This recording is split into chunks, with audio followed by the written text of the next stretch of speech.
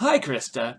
Today I encountered some really bad examples of internet communication. Numberphile, which is a channel that I really like, made a video about the Monty Hall problem. If you don't know what the Monty Hall problem is, so there are 3 doors on this game show. Behind 2 of the doors are goats, and behind 1 of the doors is a car. You pick one of the doors to open. You don't know which one has the goat or the car in, but the show host does.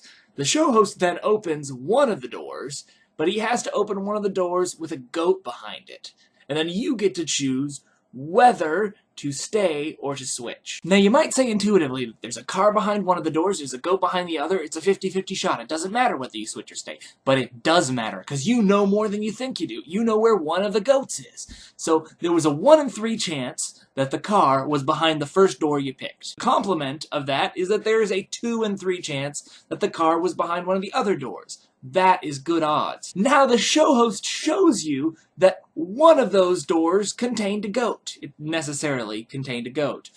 So the probability that it was in one of those 2 doors is reduced to the probability that it was in one of those 2 doors. That means there is now a 2 in 3 chance that it is behind the other door. Now you might not understand that, all of you, but it's true.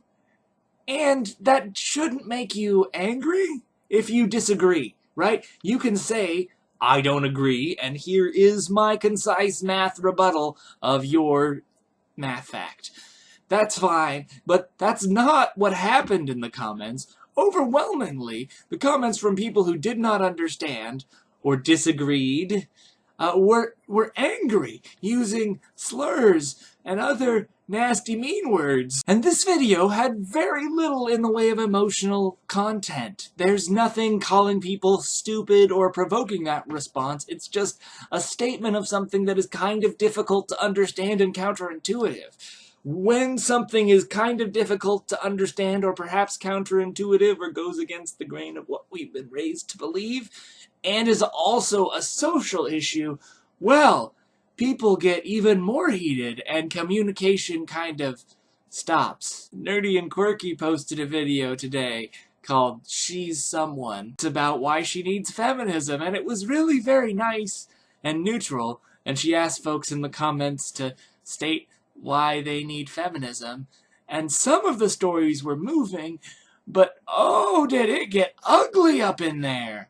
People are horrible on the YouTube comments, which is not new information, I know. Things may have changed somewhat in the last couple of hours as people have had some time to upvote and downvote, that sort of thing, but that is how YouTube is moderated, so I want to encourage all of you to head over to Nerdy and Quirky's video, which is going to be linked here, and why don't you just moderate some comments? Click the down thumb button on the things that are horrible 80 stuff, and click the up thumb button on things that are positive communication, especially the up thumb button on things that are what she actually asked for, the opinions of women about why feminism is important. Now I view these 2 things as being somewhat related. People are having such a strong emotional response to the communication that they're not actually able to receive the message. The information is lost in the emotional noise. I don't know if that's something that happens, because I don't understand the limbic system very well. I want you to explain to me this brain science, Krista. I'd like you to do it while you're very drunk. There's a drunk history, but there's no drunk math or science. We need more drunk STEM fields. So, as a punishment, get very drunk and give a crash course on neuroscience. I don't know why all my punishment ideas involve drinking, but I hope there will be a lot of pictures. Krista, I will see you tomorrow.